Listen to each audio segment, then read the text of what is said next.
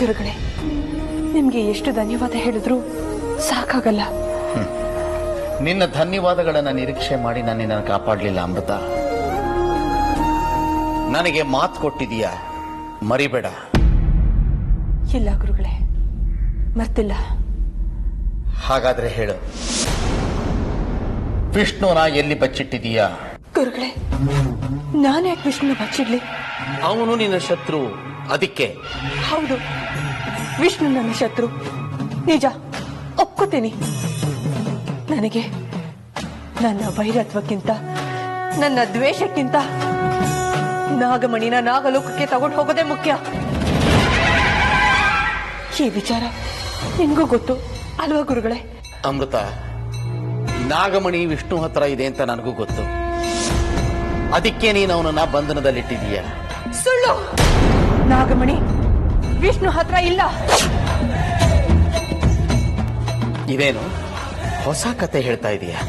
ಕತೆ ಅಲ್ಲ, ವಾಸ್ತವ. ಇದನ್ನ ನಾನು ನಂಬಲ? ಹೌದು, ನೀವು ನಂಬಲೇಬೇಕು. ಅದೇನಾಯ್ತು ಅಂದ್ರೆ,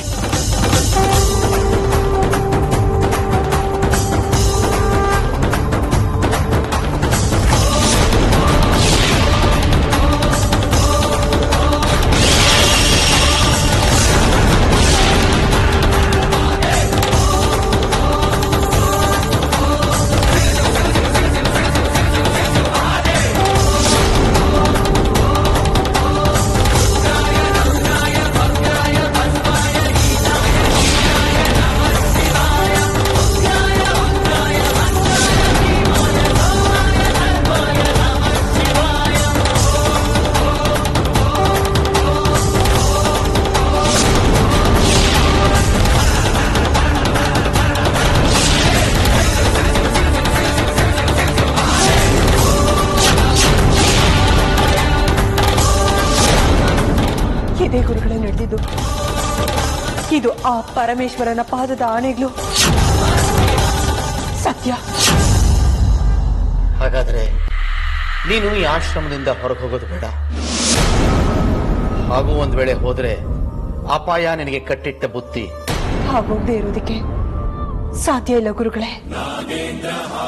ಅರ್ಜುನ್ ಅವ್ರ ಜೊತೆ, ತ್ರಿವೇಣಿ ಜೊತೆ ನಾನು ಹೋಗ್ಲೇಬೇಕು. ನಿಮ್ ಜೊತೆ ಬರೋದಕ್ಕಾಗಲ್ಲ ಅಂತ ಹೇಳಿದ್ರೆ ನನ್ನನ್ನ ಕಾರಣ ಕೇಳ್ತಾರೆ. ನಾನೇನಂತ ಹೇಳಿ? ತ್ರಿವೇಣಿ ಅಮ್ಮನಿಗೆ ಏನಾದ್ರೂ ಹೇಳಿ ಸಂಭಾಳಿಸೋಣ ಇರು.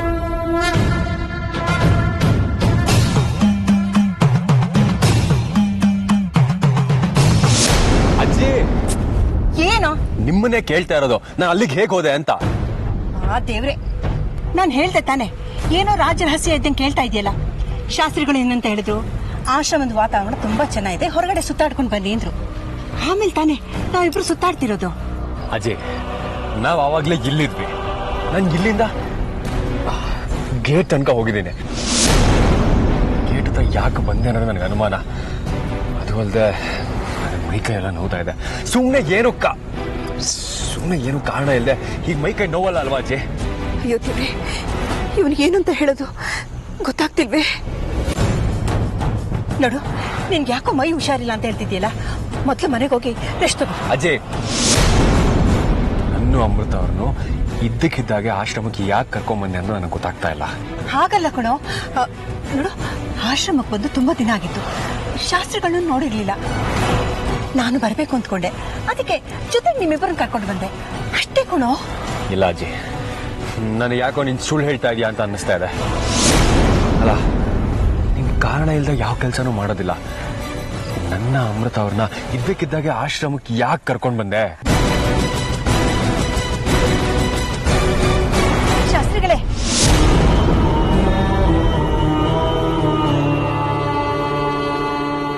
ಶಾಸ್ತ್ರಿಗಳೇ, ಅದು ಅಜ್ಜುನ್ ಯಾಕೋ ಮೈ ಹುಷಾರಿಲ್ಲ ಅಂತ ಹೇಳ್ತಿದ್ದಾನೆ, ಅದಕ್ಕೆ ಮನೆಗೆ ಹೊರಡೋಣ ಅಂತಿದ್ದೀವಿ.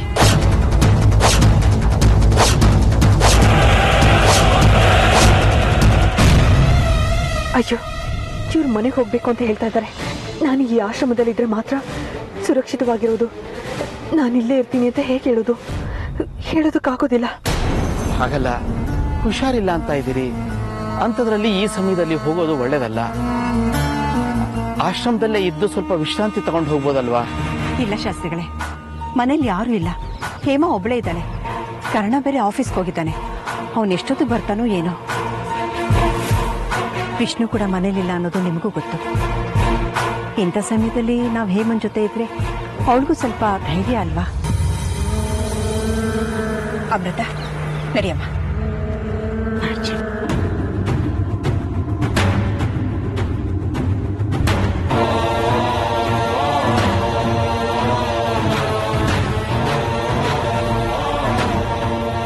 ಅಮೃತ, ಬಾಮ.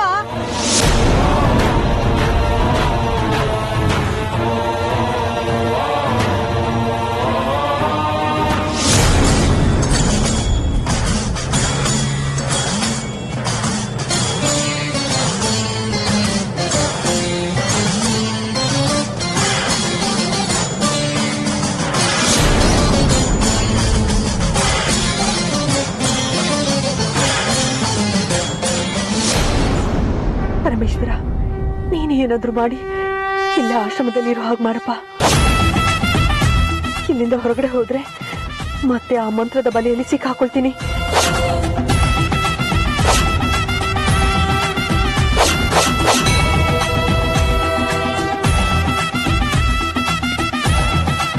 ತ್ರಿವೇಣಿ ಮಾ, ಒಂದು ನಿಮಿಷ.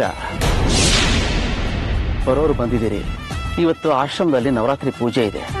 ಪೂಜೆ ಮುಗಿಸ್ಕೊಂಡು ಪ್ರಸಾದ ಸ್ವೀಕರಿಸಿ ಹೋಗ್ಬೋದಲ್ವೇ?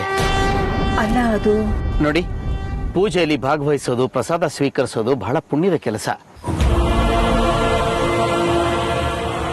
ಆ ಪುಣ್ಯ ಎಲ್ರಿಗೂ ಲಭಿಸೋದಿಲ್ಲ. ನಿಮ್ಮ ಪಾಲಿಗೆ ಅದು ಅನಾಯಾಸವಾಗಿ ಬಂದಿದೆ. ನೀವಾಗೆ ತಪ್ಪಿಸ್ಕೋಬೇಡಿ. ಬನ್ನಿ. ಅಲ್ಲ ಶಾಸ್ತ್ರಿಗಳೇ, ಅದು ಹೇಮಾ. ಅಜಯ್, ಡ್ರೈವರ್ ಹತ್ರ ಹೇಳ್ತೀನಿ ಅಮ್ಮನ್ ಕರ್ಕೊಂಡ್ ಬರೋದಕ್ಕೆ. ನೀನೇನ್ ತಲೆ ಕೆಡ್ಸ್ಕೋಬೇಡ. ಈಗ ನೀನ್ ಆರಾಮಾಗಿದ್ಯಾ ತಾನೇ? ಅಜಯ್, ನೀನೇನು ತಲೆ ಕೆಡ್ಸ್ಕೋಬೇಡ. ನಾನು ಆರಾಮಾಗಿದ್ದೀನಿ. ನೀನೇನು ಯೋಚನೆ ಮಾಡಬೇಡ. ಅಮೃತ ಅವರೇ, ಇಳಿರಿ.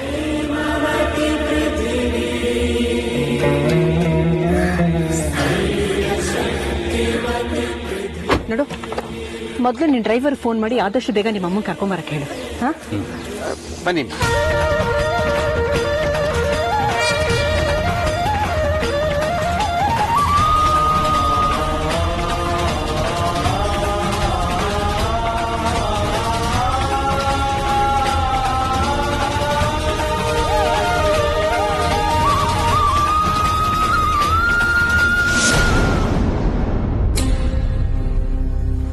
ಆಶ್ರಮಕ್ಕೆ ಹೋಗ್ತೀನಿ ಅಂತ ಹೇಳಿದ್ರು.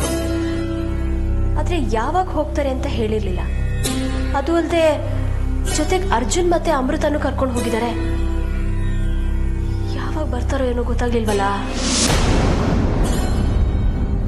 ಛೇ, ದೇವ್ರ ಹೆಸರು ಹೇಳಿ ಶಾಸ್ತ್ರಿಗಳು ನನ್ನ ಕಟ್ಟಾಕ್ಬಿಟ್ರು. ಇಲ್ಲ ಅಂದಿದ್ರೆ ಅರ್ಜುನ್ನ ಇಲ್ಲಿಂದ ಕರ್ಕೊಂಡು ಹೋಗ್ತಿದ್ದೆ. ನನ್ನ ಆತಂಕ ನನಗೆ. ಯಾವ ಸಮಯದಲ್ಲಿ ಅರ್ಜುನ್ ಏನಾಗುತ್ತೋ ಏನೋ ಅಂತ. ಕರ್ಣನೂ ಬಂದಿಲ್ಲ, ಇವರು ಮನೇಲಿಲ್ಲ. ನಾನೊಬ್ಳೆ ಈ ಮನೇಲಿ ಹೇಗಿರೋದು ಅಂತಾನೂ ಗೊತ್ತಾಗ್ತಾ ಇಲ್ಲ. ನಾನೇ ಒಂದು ಫೋನ್ ಮಾಡಿ ಕೇಳ್ಬಿಡ್ತೀನಿ.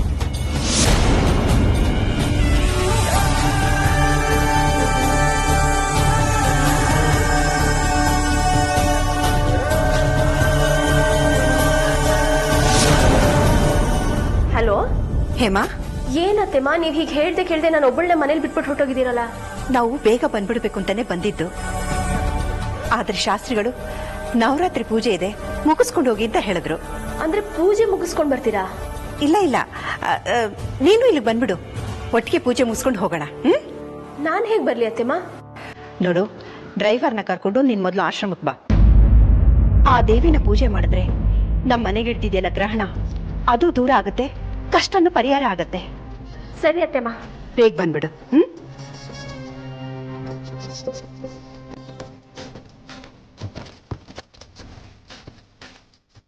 ದೇವ್ರೆ, ನನ್ನ ಅರ್ಜುನ್ಗೆ ಯಾವುದೇ ತೊಂದರೆ ಆಗ್ದಲೇ ಇರೋ ಹಾಗೆ ನೋಡ್ಕೊಳಪ್ಪ.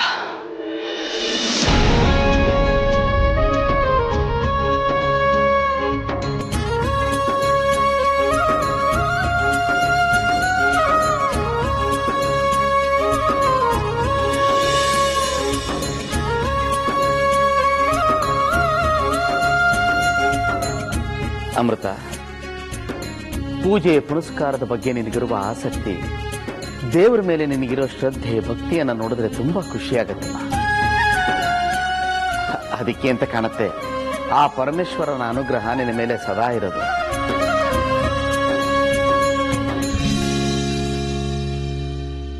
ಗುರುಗಳೇ, ಈ ಜೀವ, ಈ ಜೀವನ ಎರಡೂ ಆ ದೇವರು ಕೊಟ್ಟಿರೋ ಭಿಕ್ಷೆ.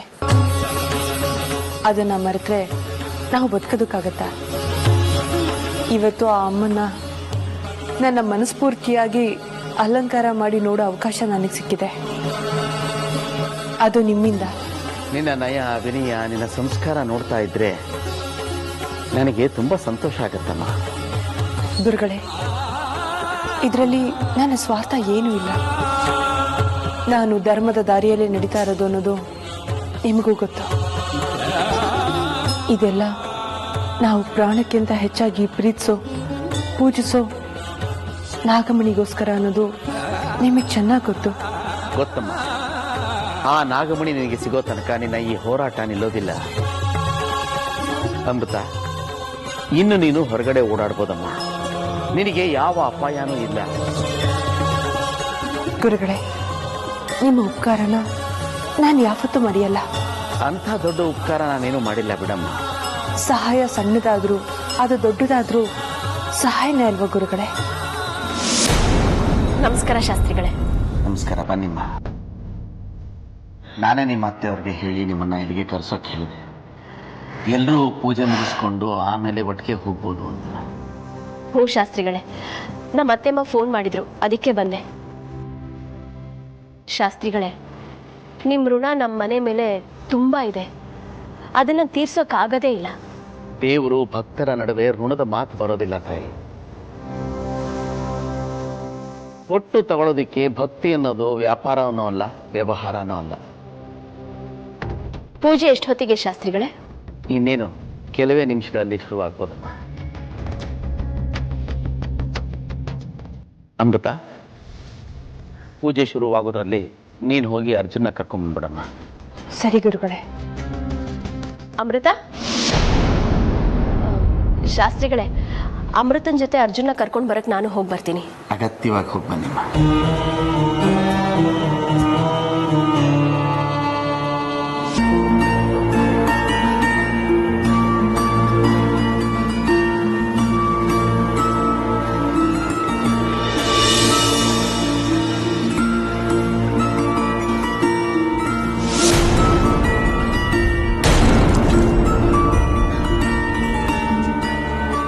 ಅಲ್ಲ ಅಮೃತ, ಇದ್ದಕ್ಕಿದ್ದ ಹಾಗೆ ನೀವ್ಯಾಕೆ ಆಶ್ರಮಕ್ಕೆ ಬಂದ್ರಿ?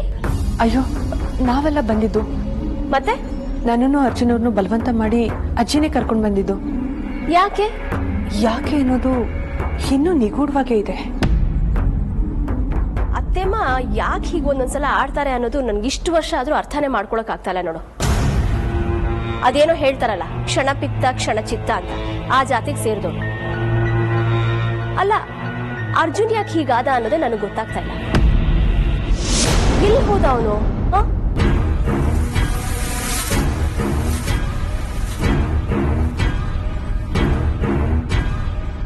ಈ ನಾಗಿಣಿ ಕತೆನ ಮುಗಿಸ್ಬೇಕು. ಎಷ್ಟೇ ಕಷ್ಟ ಆದ್ರೂ ನಾನಿವತ್ತು ಅವಳನ್ನ ಬಿಡಲ್ಲ.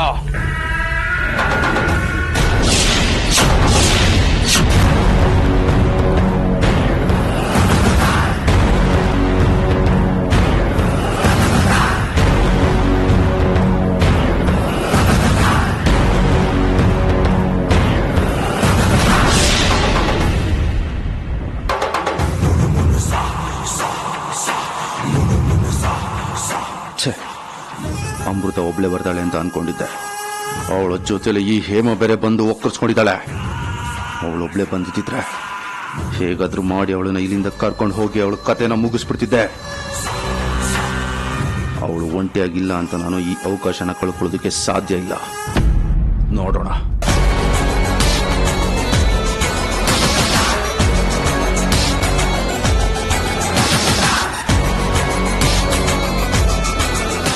ಅರ್ಜುನ್ ಅವರೇ, ಎಲ್ಲಿ ಹೋಗಿದ್ದೀರಿ ನೀವು? ನಾನೆಲ್ಲಿ ಹೋಗಿದ್ದೆ? ಇಲ್ಲೇ ಇದ್ನಲ್ಲ. ಇಲ್ಲೇ ಇದ್ರೆ ಹೇಗೋ? ಪೂಜೆಗೆ ಬರೋದ್ ಬೇಡ್ವಾ ನೀನು? ನಿನಗ್ ನಿನಗಂತೂ ಈ ನಡುವೆ ದೇವ್ರು ದಿಂಡ್ರು ಯಾವ್ದ್ರ ಮೇಲೂ ಗಮನನೇ ಇಲ್ಲ. ಅಮ್ಮ, ಪೂಜೆಗೆ ಒಂದು ಕ್ಷಣ ಲೇಟ್ ಆಗಿದ್ಕೆ ನಾನೇನೋ ದೊಡ್ಡ ಕ್ರೈಮ್ ಮಾಡಿರೋ ತರ ಮಾತಾಡ್ತಾ ಇದೆಯಲ್ಲ. ನಡಿ ಪೂಜೆಗೆ ಹೋಗೋಣ. ನೋಡಪ್ಪ, ಟೈಮಿಗೆ ನಾವ್ ಹೇಗೆ ಊಟ ತಿಂಡಿ ಮಾಡ್ತೀವೋ ಹಾಗೆ ಅದೇ ರೀತಿ ಕರೆಕ್ಟ್ ಆಗಿ ಪೂಜೆ ಪುನಸ್ಕಾರನೂ ಮಾಡ್ಬೇಕು. ಆಗ್ಲೇ ಮನಸ್ಸು ಆರೋಗ್ಯವಾಗಿರೋದು, ಗೊತ್ತಾಯ್ತಾ? ಅದ್ ಸರಿ, ಅತ್ತೆಮ್ಮ ಇಲ್ಲಿ?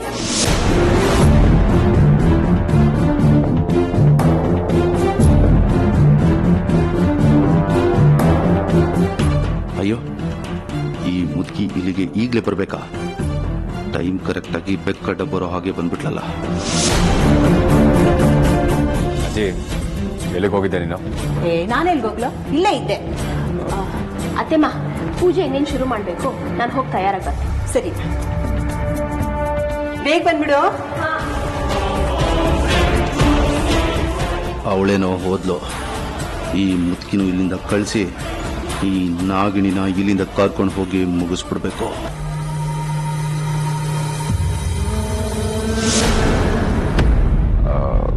ಅಯ್ಯೋ ಅಜ್ಜಿ, ನಾವು ಬರೋ ಆತ್ರದಲ್ಲಿ ಪೂಜೆ ಸಾಮಾನು ತರೋದೇ ಮರ್ತ್ಬಿಟ್ಟಿದೀವಿ. ಹೌದಲ್ವಾ? ಏನ್ ಮಾಡೋದು? ಒಂದ್ ಕೆಲಸ ಮಾಡಿ, ನೀವು ಪೂಜೆ ಕೂತೀರಿ, ನಾನು ಹೋಗಿ ತಂದ್ಬಿಡ್ತೀನಿ. ಅಜ್ಜಿ, ನೀನು ಮೊದಲೇ ಮಣ್ಣಿನ ಅಂತ ಹೇಳ್ತಿದ್ಯಾ. ನೀನು ಅಷ್ಟು ದೂರ ಹೋಗಿ ಪೂಜೆ ಸಾಮಾನು ತರೋ ಅಷ್ಟರಲ್ಲಿ ಪೂಜೆ ಮುಗ್ದು ಹೋಗಿರುತ್ತಷ್ಟೇ. ಮತ್ತೆ ಪೂಜೆ ಸಾಮಾನ್ಗೆ ಏನು ಮಾಡೋದು? ನಾನು ಅಮೃತ ಹೋಗಿ ತಗೊಂಡ್ಬರ್ತೀವಿ.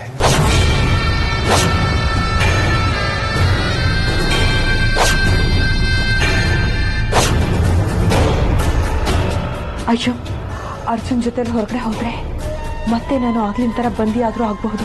ಇಲ್ಲಿಂದ ಹೊರಗಡೆ ಹೋಗೋದನ್ನ ತಪ್ಪಿಸ್ಕೋಬೇಕು. ಅರ್ಜುನ್ನ ಅಮೃತನ್ ಜೊತೆ ಕಳ್ಸಿದ್ರೆ ಅಪಾಯ ತಪ್ಪಿದ್ದಲ್ಲ. ಅವಳಿಗೇನಾದ್ರೂ ಅರ್ಜುನ್ ಬೆನ್ಮೇಲೆ ಬಂದಿರೋ ಸರ್ಪ ಸುತ್ತು ಗೊತ್ತಾದ್ರೆ ಅವನು ನಾಗ ಯೋಧ ಅನ್ನೋದು ಅವನಿಗೆ ಅನುಮಾನ ಬಂದ್ಬಿಡುತ್ತೆ. ಬೇಡ ಬೇಡ, ನೀವಿಬ್ರು ಎಲ್ಲೂ ಹೋಗೋದು ಬೇಡ. ಪೂಜೆ ಸಮಯಕ್ಕೆ ಅಮೃತ ಇಲ್ಲೇ ಇರ್ಬೇಕು, ಎಲ್ಲೂ ಹೋಗ್ಬಾರ್ದು. ಹೌದು, ನೀನೆಲ್ಲೂ ಹೋಗ್ಬೇಡ ಅಂತ ಶಾಸ್ತ್ರಿಗಳು ಹೇಳಿದ್ದಾರೆ. ನಾನು ಪೂಜೆ ಸ್ಥಳದಲ್ಲೇ ಇರ್ಬೇಕಂತೆ. ಪ್ಲೀಸ್ ಒಂದು 10 ನಿಮಿಷ ಹೀಗೋಗಿ ಬಂದ್ಬೇಡ. ಅರ್ಜುನ್, ಅವಳು ಬರಲ್ಲ ಅಂತ ಹೇಳಿದ್ರೆ ನೀನ್ಯಾಕೆ ಬಲವಂತ ಮಾಡ್ತಿದ್ಯಾ? ಈ ಮುದುಕಿ ಎಲ್ಲದಕ್ಕೂ ಕಲ್ ಹಾಕಿದ್ಲು.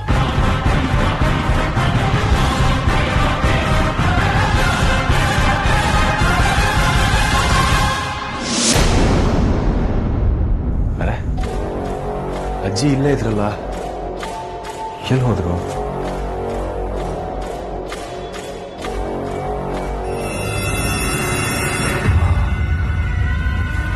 ನೀನ್ ಯಾವಾಗಮ್ಮ ಬಂದೆ? ಏನು ಹೀಗ್ ಕೇಳ್ತಾ ಇದ್ಯಾ? ಆಗ್ಲೇ ಅಮೃತ ಮತ್ತೆ ಅತ್ತೆಮ್ಮ ಜೊತೆ ನೀನ್ ಸಿಕ್ಕಿದ್ಯಲ್ಲ ನನ್ಗೆ. ನಾನಾ? ಹಾ, ನಾನು ಅಮೃತ ಮತ್ತೆ ಅಜ್ಜಿ ಜೊತೆ ಸಿಕ್ಕನ್ನ? ಹೌದು.